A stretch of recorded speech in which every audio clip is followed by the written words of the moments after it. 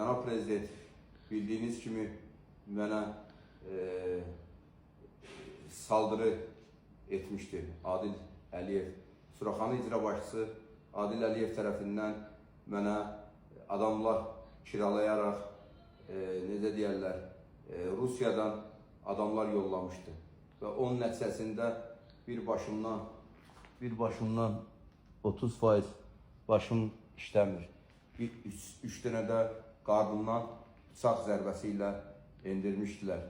Və buna baxmayaraq ölümə qəsd edərək bir Azərbaycan idmançısını, bir dünya federasiyasının, dünya 100 federasiyadan yüksək federasiyalarının qabağında bu hərəkəti edərək Azərbaycanımızı biabır etmişdi. Hələ də bütün dünya federasiyaları bununla bağlı danışırlar. Ancaq mən yarışa getməmişdən qabaqda bununla çoxlu lent yazıları çəkərək paylaşım etmişdim. Cənab Prezident, sizə və bütün hüquq orqanlarına müraciət etmişdim getməmişdən qabaq ki, bu adam məni öldürəcək və yazaraq bildirmişdim.